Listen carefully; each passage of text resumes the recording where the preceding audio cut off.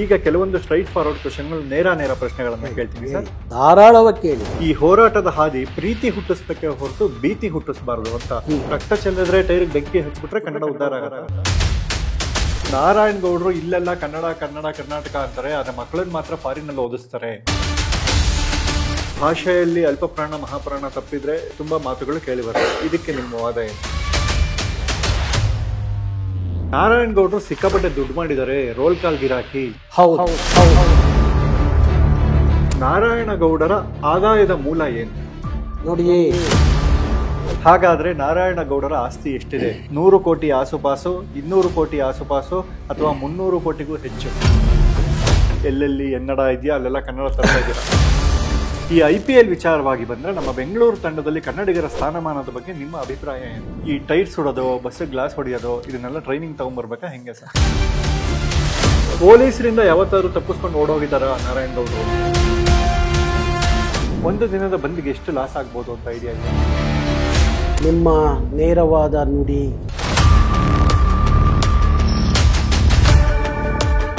ನೋಡೋ, ನಿನಗೆ ಬೈಯೋ ಚಟ ಇದ್ರೆ ಇಲ್ಲೇ ಬೈದ್ಬಿಡು, ಇನ್ನೇನು ಕೇಳಲ್ಲ ಭಗವಂತ. ಕೀರ್ತಿ ENT ಕ್ಲಿನಿಕ್ ವಿಸಿಟ್ ಮಾಡ್ತೀರಿ, ಮನಸ್ಸುಗೊಳ್ಳೆದು.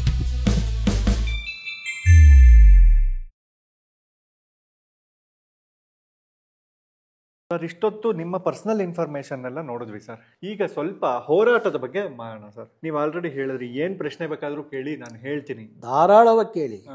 ಈಗ ಕೆಲವೊಂದು ಸ್ಟ್ರೈಟ್ ಫಾರ್ವರ್ಡ್ ಕ್ವಶನ್ಗಳು ನೇರ ಪ್ರಶ್ನೆಗಳನ್ನ ಕೇಳ್ತೀನಿ ಸರ್. ನಿಮ್ಗೆ ಏನ್ ಅನ್ಸುತ್ತೆ ಅಂತ ಉತ್ತರ ಕೊಡಿ ಸರ್. ಈ ಕನ್ನಡ ಮಾತಾಡಿದ್ರೆ ಸಾಕಾಗಿದೆ ಇವಾಗ ನಮ್ಮ ಕರ್ನಾಟಕದಲ್ಲಿ. ಕನ್ನಡ ಮಾತಾಡೋರೆ ಕಡಿಮೆ ಆಗ್ಬಿಟ್ಟಿದ್ದಾರೆ. ಅಂಥದ್ರಲ್ಲೂ ತುಂಬಾ ಜನ ಈ ಅಲ್ಪಪ್ರಾಣ ಮಹಾಪ್ರಾಣಗಳು ಇದ್ರ ಬಗ್ಗೆ ಎಲ್ಲ ಮಾತಾಡು ಅಂತ ಹೇಳ್ತಾರೆ. ಈಗ ಭಾಷೆಯಲ್ಲಿ ಅಲ್ಪಪ್ರಾಣ ಮಹಾಪ್ರಾಣ ತಪ್ಪಿದ್ರೆ ತುಂಬಾ ಮಾತುಗಳು ಕೇಳಿ ಬರ್ತವೆ. ಇದಕ್ಕೆ ನಿಮ್ಮ ವಾದ ಏನು? ನೋಡಿ, ಅಲ್ಪಪ್ರಾಣ ಮಹಾಪ್ರಾಣ ಅನ್ನೋರು ಒಂದಿನ ನಿಂತ್ಕೊಂಡು ಸಾರ್ವಜನಿಕವಾಗಿ ಬೀದಿಗೆ ಇಳಿದು ಹೋರಾಟ ಮಾಡುವಾಗ ಅಲ್ಲಿ ಬರುವವರೆಲ್ಲರೂ ಅಲ್ಪಪ್ರಾಣ ಮಹಾಪ್ರಾಣವನ್ನ ಮಾತಾಡ್ಕೊಂಡೇ ಬಂದವರಲ್ಲ. ನಾನು ಒಬ್ಬ ಹೋರಾಟಗಾರನಾಗಿ ಬೀದಿ ನಿಲ್ಲುವಾಗ ಆ ಸಮಸ್ಯೆಗಳ ಬಗ್ಗೆ, ಅಲ್ಲಿಯ ವಿಚಾರಗಳ ಬಗ್ಗೆ ನಾನು ಮಾತಾಡುವಾಗ ಅವ್ರಿಗೆ ಅರ್ಥವಾಗುತ್ತೆ. ಅದು ಮಹಾಪ್ರಾಣ ಅಲ್ಪಪ್ರಾಣ ಅನ್ನೋದಲ್ಲ. ನನ್ನ ಮಾತು ಅವ್ರಿಗೆ ಅರ್ಥ ಆಗ್ತಾ ಇದೆಯಲ್ಲ ಸಾಕು. ಯಾಕೆಂದ್ರೆ ಆ ಪ್ರಾಣ ಕನ್ನಡ ಆಗಬೇಕು. ಅಲ್ಪ ಪ್ರಾಣ ಮಹಾಪ್ರಾಣ ಬಂದ್ರೆ ಸಾಲದು, ಆ ಪ್ರಾಣ ಕನ್ನಡ ಆಗಬೇಕು. ಆ ಪ್ರಾಣ ಕನ್ನಡ ಆಗಿದ್ದಕ್ಕೋಸ್ಕರ ನನ್ನ ಜೊತೆಯಲ್ಲಿ ಇವತ್ತು 78 ಲಕ್ಷ ಕಾರ್ಯಕರ್ತರಿದ್ದಾರೆ. ಕೆಂಪು ಹಳದಿ ಬಾವುಟಕ್ಕೆ ನೀನೆ ತಾನೇ ಬಾಹುದಂಡ, ನಿನ್ನ ಯುದ್ಧ ಸತ್ಯ ಶುದ್ಧ ನಡೆಸೋಲಿಲ್ಲ. ಅವರಿಗೆ ನನ್ನ ಕನ್ನಡ ಅರ್ಥ ಆಗಿದೆಯಲ್ವಾ? ಅರ್ಥ ಆಗದೆ ಹೋಗಿದ್ರೆ ಅವ್ರು ಯಾಕೆ ಅಷ್ಟು ಜನ ನನ್ನ ಜೊತೆಯಲ್ಲಿ ನಿಂತ್ಕೊಳ್ಳೋರು ಅಲ್ವಾ? ಯಾಕೆ ಇವತ್ತು ನೀವು ಕರೆದು ಗಂಟ್ಲಿ ನನ್ನ ಜೊತೆಲಿ ಮಾತಾಡುವಾಗ ಆ ಪ್ರಾಣ ಕಟ್ಕೊಂಡು ಏನಾಗಬೇಕಾಗಿದೆ? ಯಾವ ಪ್ರಾಣ ಬೇಕು? ಕನ್ನಡದ ಪ್ರಾಣ ಬೇಕು. ಈ ಕರ್ನಾಟಕಕ್ಕೆ ಬೇಕಾಗಿರೋದು ಕನ್ನಡ ಕನ್ನಡ ಕನ್ನಡ ಅನ್ನುವ ಪ್ರಾಣ ಬೇಕು. ಕನ್ನಡವನ್ನ ಬಳಸುವ ಪ್ರಾಣ ಬೇಕು. ಕನ್ನಡವನ್ನ ಬಳಸುವ ಪ್ರಾಣ ಬೇಕು. ಜೀವ ಕನ್ನಡ, ದೇಹ ಕನ್ನಡ, ಬಾಳು ಕನ್ನಡ ನನ್ನದೆಂದೋನೆ ನಮ್ಮನಿದ್ದರೆ ಕಲಿಯುತ್ತಿದ್ದರೆ ಸಹಿಸು ನೀನಲ್ಲ. ಕನ್ನಡವನ್ನ ಬಳಸುವ ಪ್ರಾಣ ಬೇಕಾಗಿದೆ. ಬರೀ ಎಲ್ಲೋ ನಿಂತ್ಕೊಂಡು ಅಲ್ಪ ಪ್ರಾಣ ಮಹಾಪ್ರಾಣ ಅಂತ ಹೇಳಿ ಅವ್ರು ಕುತ್ಕೊಂಡು ಮಾತಾಡುವಂಥ ಬುದ್ಧಿಜೀವಿಗಳು ಅವ್ರು ಯಾವತ್ತೂ ಒಂದ್ ದಿವಸ ಬೀದಿ ನಿಲ್ದು ಕನ್ನಡಕ್ಕಾಗಿ ಹೋರಾಟ ಮಾಡಿದವರಲ್ಲ. ಬರೀ ಇವ್ರನ್ನ ಕಾಲೆಳೆಯೋದು ಬಿಟ್ರೆ, ಟೀಕೆ ಮಾಡೋದು ಬಿಟ್ರೆ, ಒಂದೇ ಒಂದು ದಿವಸ ಒಂದು ಕೇಸ್ ಹಾಕಿಸ್ಕೊಂಡು ಒಂದ್ ದಿವಸ ಜೈಲ್ಗೆ ಹೋಗ್ಲಿ ನೋಡ್, ನನ್ಗೆ ಗೊತ್ತಾಗತ್ತೆ. ಅಲ್ಲಿ ಅಲ್ಪ ಪ್ರಾಣ ಮಹಾಪ್ರಾಣ ಜೈಲೊಳಗಡೆ ಹುಡುಕ್ಲಿ, ಗೊತ್ತಾಯ್ತಾ? ಕೇಳಲಿ ಅಲ್ಲಿ ಜೈಲಲ್ಲಿ ಇರೋರನ್ನ. ಹಾಗಾಗಿ ಈ ಥರ ಚೇಷ್ಟೆಗಳನ್ನೆಲ್ಲ ಬಿಟ್ಟು ಕನ್ನಡವೇ ಪ್ರಾಣ ಹಾಗಿಸ್ಕೊಂಡು ಕನ್ನಡವೇ ಉಸಿರಾಗಿಸ್ಕೊಂಡು ಕೆಲಸ ಮಾಡುವಂಥದ್ದು ಆಗಬೇಕು ಹೊರತು ಇಂಥದ್ದನ್ನೆಲ್ಲ ಒಲ್ಲದ ಗಂಡನಿಗೆ ಮಸ್ರಲ್ಲಿ ಕಲ್ಲು ಅಂತ ಹೇಳಿ ಕಲ್ಲು ಹುಡುಕುವ ಕೆಲಸ ಬಿಟ್ಬಿಡಿ. ಕನ್ನಡ ಎಲ್ಲರಿಗೂ ಅರ್ಥ ಆದರೆ ಸಾಕು. ನಾನು ಒಂದು ಉದಾಹರಣೆ ಹೇಳ್ತೀನಿ. ಈಗ ನಮ್ಮ ಹಳ್ಳಿ ಕಡೆಯಲ್ಲಿ ಯಾರ ಮನೆಗಾರ ಊಟಕ್ಕೆ ಹೋದರೆ ನಮ್ಮ ಅಜ್ಜಿ ಹೇಳ್ತಾ ಇದ್ಲು, ಲೇ ಉಂಡೇನೋ, ಉಂಡು ಇಕ್ಕಿಸ್ಕೊಂಡು ಹೋಗೋ ಅಂತ ಹೇಳ್ತಿದ್ವಿ. ಏನದು ಅರ್ಥ? ಅಂದ್ರೆ ನೀನು ಊಟ ಮಾಡಿ ಮನೇಲಿ ಇರೋರಿಗೆ ಊಟ ತಗೊಂಡೋಗೋ ಅಂತ ಅರ್ಥ. ನಿಮ್ಮಲ್ಲಿ ಮಾತಾಡಿದ್ರೆ, ಈ ಬುದ್ಧಿಜೀವಿಗಳು ಮುಂದೆ ಮಾತಾಡಿದ್ರೆ ನಗ್ತಾರೆ. ಅದು ನನ್ನ ಗ್ರಾಮೀಣ ಪ್ರದೇಶದ ಭಾಷೆ. ಅದು ಉಂಡು ಇಕ್ಕಿಸ್ಕೊಂಡು ಹೋಗು ಅನ್ನೋದು, ಗೊತ್ತಾಯ್ತಾ? ಇದು ಬೇಕು. ಯಾವ ಮೂಲ ಕನ್ನಡದ ಗ್ರಾಮೀಣ ಪ್ರದೇಶದ ಆ ಸೊಗಡಿನ ಭಾಷೆ ಎಲ್ಲ ಕಾಲಕ್ಕೂ ಉಳಿದಾಗ ಮಾತ್ರ ಕನ್ನಡದ ಬೇರು ಗಟ್ಟಿಯಾಗತ್ತೆ. ಇಲ್ಲದೆ ಹೋದರೆ ನಾವೆಲ್ಲವನ್ನ ಪಾಲಿಶ್ ಮಾಡ್ಕೊಂಡು ಮಾತಾಡೋದಾದರೆ ಆ ಮೂಲ ಬೇರು ಸತ್ತೋಗುತ್ತೆ. ಸರ್, ನಿಮ್ಮ ಬಗ್ಗೆ ಹೊರಗಡೆ ಕೆಲವೊಂದು ಮಾತುಗಳಿದೆ ಸರ್. ನಾರಾಯಣ್ ಗೌಡ್ರು ಇಲ್ಲೆಲ್ಲ ಕನ್ನಡ ಕನ್ನಡ ಕರ್ನಾಟಕ ಅಂತಾರೆ, ಆದರೆ ಮಕ್ಕಳನ್ನ ಮಾತ್ರ ಫಾರಿನಲ್ಲಿ ಓದಿಸ್ತಾರೆ. ಇದ್ರ ಬಗ್ಗೆ ನನ್ನ ತಕರಾರಿಲ್ಲ, ನನಗಂತೂ ತಪ್ಪೇನಿಲ್ಲ ಅಂತ ಅನ್ನಿಸ್ತು. ಆದರೆ ಈ ತಕರಾರಿಗೆ ನಿಮ್ಮ ವಾದ ಏನು ಅಥವಾ ಅಭಿಪ್ರಾಯ ಏನು? ನೋಡಿ, ನಾರಾಯಣಗೌಡರು ಇಂಗ್ಲೀಷಿನ ಇನ್ನೊಂದು ಭಾಷೆಯ ವಿರೋಧಿ ಅಲ್ಲ. ಕನ್ನಡ ನನ್ನ ಮಾತೃಭಾಷೆ, ನನ್ನ ನೆಲದ ಭಾಷೆ. ಎಷ್ಟು ಪ್ರೀತಿ ಮಾಡಬೇಕು, ಅದನ್ನು ಎಷ್ಟು ಬಳಸಬೇಕು ಅನ್ನೋದು ನನಗೆ ಚೆನ್ನಾಗಿ ಗೊತ್ತಿದೆ, ಬಳಸ್ತೀನಿ. ನನ್ನ ಮಕ್ಕಳು ಅಷ್ಟೇ. ಇವತ್ತಿಗೂ ನಾನು ಕೂತ್ಕೊಂಡು ನನ್ನ ಮಕ್ಕಳಿಗೆ ಎಲ್ಲ ಕವಿಗಳ ಪದ್ಯಗಳನ್ನ ಹೇಳ್ಕೊಡ್ತೀನಿ. ಕನ್ನಡದ ಆಗು ಹೋಗುಗಳನ್ನು, ಇತಿಹಾಸಗಳನ್ನು, ಕಥೆಗಳನ್ನು, ವಚನಗಳನ್ನು ಎಲ್ಲವನ್ನ ಹೇಳ್ಕೊಡ್ತೀನಿ. ನನ್ನ ಮಕ್ಕಳು ಎಲ್ಲ ಹೇಳ್ತಾರೆ. ಹಂಗಂತ ಹೇಳಿ ಅವ್ರು ಯಾರು ಇಷ್ಟಪಟ್ಟು ವಿದೇಶದಲ್ಲಿ ಹೋಗಿ ವ್ಯಾಸಂಗ ಮಾಡ್ತೀನಿ ಅನ್ನೋದನ್ನ ತಪ್ಪು ಅಂತ ಯಾಕೆ ಭಾವಿಸ್ಬೇಕು? ಯಾಕೆ ಅವರು ವಿದೇಶಕ್ಕೆ ಹೋಗ್ಬಾರ್ದ್ವಾ? ಹಾಗಾದರೆ ಕನ್ನಡ ಹೋರಾಟಗಾರರು ಮಕ್ಕಳು ಬಟ್ಟೆ ಹರ್ಕೊಂಡು ಬೀದಿಲಿ ನಿಂತ್ಕೋಬೇಕಾ? ಅವ್ರು ಒಳ್ಳೆ ಊಟ ಮಾಡಬಾರ್ದುವಾ? ಅವ್ರು ಒಂದು ಒಳ್ಳೆ ಮನೆಯಲ್ಲಿ ಇರಬಾರ್ದುವಾ? ಒಳ್ಳೆಯ ರೀತಿಯ ವ್ಯಾಸಂಗವನ್ನು ಓದುವಂಥ ಇದಿರಬಾರ್ದುವಾ? ಯಾಕೆ ಮಾಡಬಾರ್ದು? ಅದ್ಯಾಕೆ ತಪ್ಪು ಅಂತ ನಿಮ್ಗೆ ಅನಿಸುತ್ತೆ? ಕರೆಕ್ಟ್. ಆ ಮಕ್ಳಿಗೆ ಕನ್ನಡ ಗೊತ್ತಿಲ್ಲ ಅಂದಾಗ ನೀವು ಆ ಪ್ರಶ್ನೆ ಹೇಳ್ರಿ ನನ್ನ ಮುಂದೆ. ನೀವು ಇಷ್ಟೆಲ್ಲ ಕನ್ನಡದ ಬಂಬಡಿ ಹೊಡಿತೀರಿ ನಾರಾಯಣಗೌಡ್ರೆ, ನಿಮ್ಮ ಮಕ್ಳಿಗೆ ಇಂಗ್ಲೀಷ್ ಬಿಟ್ಟರೆ ಕನ್ನಡ ಗೊತ್ತಿಲ್ಲ ಅಂತ ಹೇಳಿದಾಗ ಅದನ್ನು ನಾನು ಒಪ್ಕೋತೀನಿ, ಆ ಟೀಕೆನ. ಆದರೆ ನನ್ನ ಮಕ್ಕಳು ಆ ಟೀಕೆ ಮಾಡೋರಿಗಿಂತ ಚೆನ್ನಾಗಿ ಕನ್ನಡ ಮಾತಾಡ್ತಾರೆ. ಕನ್ನಡದ ಯಾವ ಕವಿ ವಚನಗಳು ಮತ್ತೊಂದು ಎಲ್ಲವನ್ನು ಕಲಿಸಿದ್ದೀನಿ. ಆಗಿರುವಾಗ ಅವ್ರು ಎಲ್ಲೇ ಹೋಗಿ ವ್ಯಾಸಂಗ ಮಾಡಿದ್ರೂ ಅವರು ಇವತ್ತು ನನ್ನ ಮಗಳು ಈಗ ವಿದೇಶದಲ್ಲಿ ಓದ್ಕೊಂಡು ಬಂದ್ಲು. ಹಂಗಂತ ನಾನು ಹೇಳಿದೆ ನನ್ನ ಮಗಳಿಗೆ, ನೀನು ಓದ್ಕೊಂಡು ಮತ್ತೆ ಬಂದ ಮೇಲೆ ಅವಳೇನು ಮಾಡಿದ್ಲು, ಇಲ್ಲೊಂದು ಸಣ್ಣ ಉದ್ಯಮವನ್ನು ಕಟ್ಟಿಳು. ಈಗ ಆ ಉದ್ಯಮದಲ್ಲಿ ಇವತ್ತು 100 ಜನ ಇದ್ದಾರೆ. 100 ಜನ ಕನ್ನಡಿಗರಿಗೆ ಕೆಲಸ ಕೊಟ್ಟಿದ್ದಾಳೆ ಅಲ್ವಾ?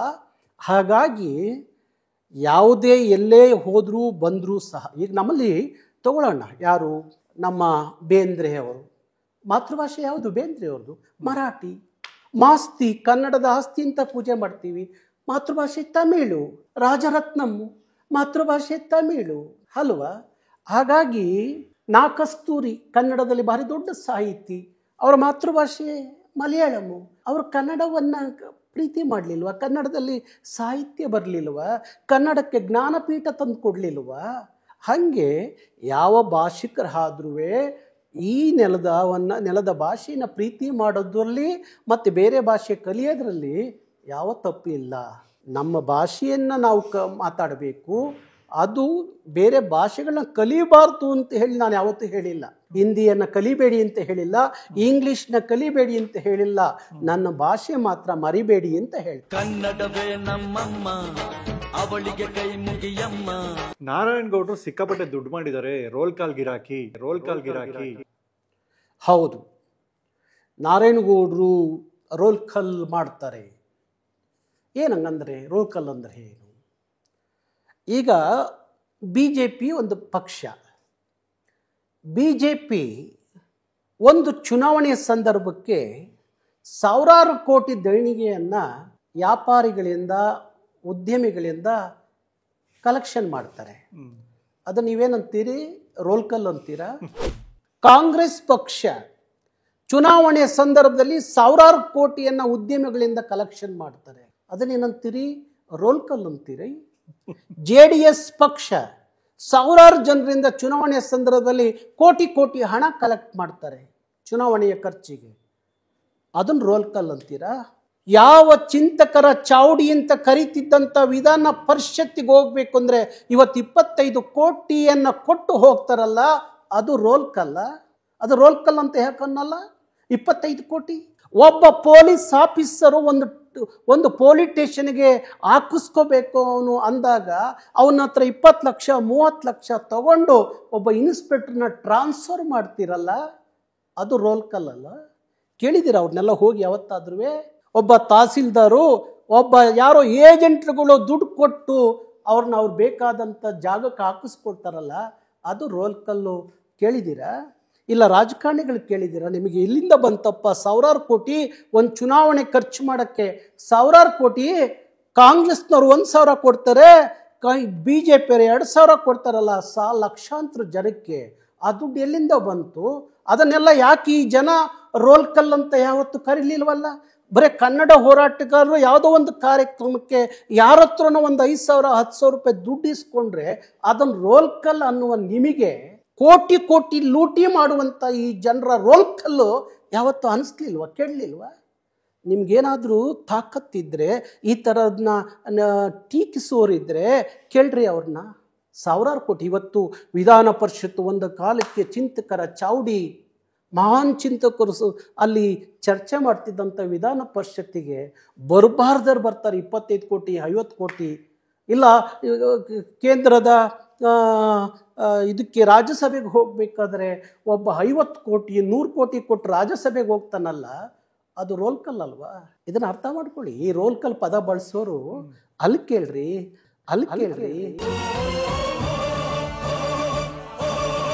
ಬೀದಲ್ಲಿ ನಿಂತು ಹೋರಾಟ ಮಾಡಿ ಕೇಸ್ ಹಾಕಿಸ್ಕೊಂಡು ಜೈಲಿಗೆ ಹೋಗಿ ಬೆಳಗ್ಗೆ ಆದರೆ ಕೋರ್ಟಲ್ಲಿ ಕಟ್ಟಲ್ಲಿ ನಿಂತ್ಕೋತಾರಲ್ರಿ. ಯಾರಿಗೋಸ್ಕರ ನಿಂತ್ಕೊಂಡ್ರು? ಅವ್ರ ಹೆಂಡ್ರು ಮಕ್ಳಿಗೋಸ್ಕರ ನಿಂತ್ಕೊಳ್ಳಿಲ್ಲ, ಅವ್ರ ಕುಟುಂಬಕ್ಕೋಸ್ಕರ ನಿಂತ್ಕೊಳ್ಳಿಲ್ಲ. ಕನ್ನಡಿಗ ಕರ್ನಾಟಕ ಅನ್ನೋ ವಿಚಾರಕ್ಕೆ ಹೋಗಿ ಕೋರ್ಟಲ್ಲಿ ನಿಂತ್ಕೋತಾರಲ್ಲ, ಹೋಗಿ ಜೈಲಲ್ಲಿ ಅನುಭವಿಸ್ತಾರಲ್ಲ, 100 ಕೇಸ್ ಹಾಕೊಂಡು ದಿನನಿತ್ಯ ಮನೆ ಮಠ ಬಿಟ್ಟು ಸಂಸಾರ ಬಿಟ್ಟು ಕೋರ್ಟ್ ಕಟ್ಟಲ್ಲಿ ನಿಂತ್ಕೋತಾರಲ್ಲ, ಆ ಹೋರಾಟಗಾರನ್ನ ನೀವು ರೋಲ್ ಕಲ್ ಅಂತ ಕರೆದರೆ ನಿಮ್ಮಂಥ ಮೂರ್ಖರು ಈ ದೇಶದಲ್ಲಿ ಬಹುಶಃ ಯಾರು ಇರ್ಲಿಕ್ಕೆ ಸಾಧ್ಯ ಇಲ್ಲ. ಆ ರೋಲ್ ಕಲ್ ಅಂತ ನೀವು ಕರಿಬೇಕಾದ್ದು ಅಲ್ಲಿಯ ನೀಚ ರಾಜಕಾರಣಿಗಳಿದಾರಲ್ಲ, ಆ ಪಕ್ಷಿಗಳಿದಾವಲ್ಲ, ಅಧಿಕಾರಿಗಳಿದಾರಲ್ಲ, ಅವ್ರಿಗೆ ಹೇಳಿ ಆ ಮಾತನ್ನ. ಹೋರಾಟಗಾರರ ಬಗ್ಗೆ ಮಾತಾಡಕ್ಕೆ ಯಾವ ನೈತಿಕತೆ ಇದೆ ನಿಮಗೆ? ಹಾಗಾದ್ರೆ ನಿಮ್ಮ ಚಳವಳಿಗೆ ಕರ್ನಾಟಕ ರಕ್ಷಣಾ ವೇದಿಕೆಗೆ ದೇಣಿಗೆ ರೂಪದಲ್ಲಿ ಬರುತ್ತೆ. ಬೇಕೇ ಬೇಕು. ದೇಣಿಗೆ ಇಲ್ದಲೆ ಯಾರು ಮನೆಯಿಂದ ತಂದು ಏನು ಮಾಡಕ್ ಆಗುದಿಲ್ಲ. ಯಾಕೆಂದ್ರೆ ಉಳ್ಳವರು ಯಾರು ಬಂದು ಹೋರಾಟದ ಹಾದಿಯನ್ನು ತುಳಿಯಲ್ಲ. ದುಡ್ಡಿರೋರು ಶ್ರೀಮಂತರು ಯಾರು ಬೀದಿ ಬಂದು ಹೋರಾಟ ಮಾಡಲ್ಲ. ಬೀದಿಲಿ ನಿಂತು ಯಾರಾದರೂ ಹೋರಾಟ ಮಾಡ್ತಾರೆ ಅಂದರೆ ಇಲ್ಲ ಕೂಲಿ ಕಾರ್ಮಿಕರು, ಇಲ್ಲ ಅವತ್ತಿನ ಕೂಲಿ ಮಾಡೋ ಜನರು, ಇಲ್ಲ ಅಂದರೆ ಯಾರು ಮಧ್ಯಮ ವರ್ಗದ ಜನ ಬಂದು ಬೀದಿಲಿ ನಿಂತ್ಕೊಂಡು ಹೋರಾಟ ಮಾಡ್ತಾರೆ. ಪೊಲೀಸ್ನವ್ರ ಕೈ ಲಾಠಿ ಹೇಟ್ ತಿಂತಾರೆ, ಬೂಟ್ ನೇಟ್ ತಿಂತಾರೆ, ಜೈಲಿಗೆ ಹೋಗ್ತಾರೆ, ಕೇಸ್ ಹಾಕಿಸ್ಕೊತಾರೆ. ಯಾರು ಶ್ರೀಮಂತರು ಬರಲ್ಲ. ಅವರು ಶ್ರೀಮಂತರು ಬರೋದಾಗಿದ್ದರೆ ಒಂದಿಷ್ಟು ಹಣ ಖರ್ಚು ಮಾಡ್ತಾರೆ ಅಂತ ಹೇಳ್ಬೋದಾಯಿತು. ಆದರೆ ಬರೋರೆಲ್ಲ ಬಡವರಾಗಿರೋದ್ರಿಂದ ಒಂದು ಕಾರ್ಯಕ್ರಮ ಮಾಡಬೇಕಾದ್ರೆ, ಒಂದು ಹೋರಾಟ ಮಾಡಬೇಕಾದ್ರೆ ಇವತ್ತಿನ ಕಾಲಕ್ಕೆ ಲಕ್ಷಾಂತರ ರೂಪಾಯಿ ಹಣ ಬೇಕಾಗುತ್ತೆ. ಹಣ ಬೇಕು ಅಂದಾಗ ಯಾರೋ ಉಳ್ಳವರ ಜೊತೆಯಲ್ಲಿ ಒಂದು 10,000ನೋ 20,000ನೋ 50,000ನೋ ಅವರು ಪ್ರೀತಿಯಿಂದ ಅಭಿಮಾನದಿಂದ ಕೊಟ್ಟಿದ್ದನ್ನ ತಗೊಂಡು ಈ ನಾಡಿನ ಕನ್ನಡಿಗ ಅನ್ನುವ ವಿಚಾರ ಇಟ್ಕೊಂಡು ಹೋರಾಡೋರಿಗೆ ದೇಣಿಗೆ ಬೇಕೇ ಬೇಕು. ದೇಣಿಗೆ ಇಲ್ದಲ್ಲೇ ಯಾರು ಏನೋ ಮಾಡೋಕ್ಕಲ್ಲ. ಅವತ್ತಿನ ಕಾಲಕ್ಕೂ ಸ್ವಾತಂತ್ರ್ಯ ಪೂರ್ವದ ಅವತ್ತಿನ ಹೋರಾಟಕ್ಕೂ ದೇಣಿಗೆ ಬೇಕಾಗಿತ್ತು. ಅನೇಕ ಚಳುವಳಿಗಳು ತಗೊಂಡ್ರೆ, ರೈತ ಚಳುವಳಿ, ದಲಿತ ಚಳುವಳಿ, ಎಲ್ಲ ಚಳುವಳಿಗಳಲ್ಲೂ ಸಹ ದೇಣಿಗೆಯನ್ನು ಇಟ್ಕೊಂಡೇ ಚಳುವಳಿಯನ್ನು ಮಾಡೋಕ್ಕಾಗೋದು. ಯಾಕೆಂದರೆ ಬರುವಂಥ ಒಂದು ಕಾರ್ಯಕರ್ತನಿಗೆ ಅವನಿಗೆ ಏನಾದರೂ ಒಂದು ತಿಂಡಿ ಕೊಡದೆ ಹೋದರೆ, ಇಲ್ಲ ಒಂದು ಕಾಫಿ ಕೊಡಿಸದೆ ಹೋದರೆ ಎಲ್ಲಿಂದ ಅವನು ಹೋರಾಟಕ್ಕೆ ಬರ್ತಾನೆ? ಹಾಗಾಗಿ ಯಾರೋ ಉಳ್ಳವರ ಹತ್ರ ಒಂದು ದೇಣಿಗೆ ತಗೊಂಡು ಇಂಥದ್ದೊಂದು ಒಳ್ಳೆಯ ಕಾರ್ಯಗಳನ್ನು ಮಾಡೋದ್ರಲ್ಲಿ ಯಾವುದೇ ತಪ್ಪಿಲ್ಲ. ಹಾಗಾದ್ರೆ ನಾರಾಯಣಗೌಡರ ಆಸ್ತಿ ಎಷ್ಟಿದೆ? 100 ಕೋಟಿ ಆಸುಪಾಸು, 200 ಕೋಟಿ ಆಸುಪಾಸು, ಅಥವಾ 300 ಕೋಟಿಗೂ ಹೆಚ್ಚು? ಬಹುಶಃ ಈಗ ರಾಮಣ್ಣನ ಬಾಯಲ್ಲಿ 100 ಕೋಟಿ, ಭೀಮಣ್ಣನ ಬಾಯಲ್ಲಿ 200 ಕೋಟಿ, ತಿಮ್ಮಣ್ಣನ ಬಾಯಲ್ಲಿ 500 ಕೋಟಿ. ಬಾಯಿಂದ ಬಾಯಿಗೆ ಆ ಕೋಟಿಗೆ ಲೆಕ್ಕ ಇರಲ್ಲ. ಆದರೆ ನಾರಾಯಣಗೌಡರಿಗೆ ತನ್ನ ಕಾರ್ಯಕರ್ತರೇ ಆಸ್ತಿ. ನನಗೊಂದು ಮನೆ ಇದೆ, ಆ ಮನೆ ಮೇಲೆ 2 ಕೋಟಿ ಸಾಲ ಇದೆ. ಜನತಾ ಕೋಆಪರೇಟಿವ್ ಬ್ಯಾಂಕಲ್ಲಿ 2 ಕೋಟಿ ಸಾಲ ಮಾಡಿ ನಾನು ಮನೆ ಕಟ್ಟಿದ್ದೀನಿ. ಗೊತ್ತಾಯ್ತಾ? ಅದೇ ನನ್ನ ಆಸ್ತಿ. ನನ್ನ ಕಾರ್ಯಕರ್ತರೇ ನನಗೆ ಆಸ್ತಿ. ಹಾಗಾಗಿ ಇದೇನಾಗುತ್ತೆ ಅಂತೆ ಕಾಣದ ಜಗತ್ತು. ನನಗೆ ನೋಡಿದ್ದೀನಿ ಎಷ್ಟೋ ಸಲ ಈ ರಾಜಕಾರಣಿಗಳ ಬಗ್ಗೆ ಕೆಲವರು ಮಾತಾಡ್ತಾರೆ ಕೂತಿದ್ದಾಗ. ಯಾವುದು ಅದು ಲೀಲಾ ಪ್ಯಾಲೇಸ್ ಹೋಟ್ಲು ದೇವೇಗೌಡರದು ಅನ್ನೋದು, ಇನ್ಯಾವುದೋ ಕಾಂಪ್ಲೆಕ್ಸ್ ತೋರಿಸಿ DK ಶಿವಕುಮಾರ್ದು ಅಂತ ಹೇಳೋದು, ಇನ್ಯಾರ್ದೋ ಇದು ಕೇಳಿ ಸಿದ್ದರಾಮಯ್ಯನವ್ರದ್ದು ಅಂತ ಹೇಳೋದು. ಹಂಗೆ ಮೂಳಿಲ್ಲದ ನಾಲಿಗೆ ಇದೆಯಲ್ಲ, ಅದು ಹೋಗ್ತಾ ಹೋಗ್ತಾ ಮಾತಾಡ್ತಾ ಇಡೀ ಬೆಂಗಳೂರು ಇವ್ರದ್ದು ಅಂತ ಹೇಳುವಂಥ ಕಾಲ ಬಂದರೂ ಬರ್ಬೋದು. ನಾಳೆ ಅಲ್ಲೆಲ್ಲೋ ನಾರಾಯಣ, ನೀವು ಹೇಳಿದ್ರಲ್ಲ ನಾರಾಯಣ ಹೃದಯಾಲಯ ಇದ್ದರೆ ಇದು ನಾರಾಯಣಗೌಡ್ರದ್ದು ಅಂತ ಹೇಳ್ಬೋದು. ಹಾಗಾಗಿ ಈ ಜನರ ಇದೆಯಲ್ಲ, ಜನರು ಮಾತು ಅದು ಒಂಥರ ಈ ಎಲ್ಲ ಆಕಾಶವಾಣಿ ದೂರದರ್ಶನಗಿಂತ ಭಾರಿ ದೊಡ್ಡ ವಾಹಿನಿ ಅದು. ಹಾಗಾಗಿ ಹೇಳ್ತಾರೆ ಜನ ನನಗೆ ಕೇಳ್ತಾರೆ. ಒಂದ್ಸಲಿ ನಾನು ನನ್ನ ಮನೆ ಕಟ್ಟುವಾಗ ಅದು ಯಾವುದೋ ಒಂದು ಗ್ರೈನೇಟ್ ತೊಗೊಳ್ಳೋಣ ಅಂತ ಒಂದು ಫ್ಯಾಕ್ಟ್ರಿಗೆ ಹೋದಾಗ, ಗೌಡ್ರೆ ನಿಮ್ಮದು ಬಾಣಸ್ವಾಡಿ ಹತ್ರ ಒಂದು ಸ್ವಿಮ್ಮಿಂಗ್ ಪೂಲ್ ಮನೆ ಕೆಲಸ ಮುಗೀತಾ ಅಂತ ಕೇಳ್ದ.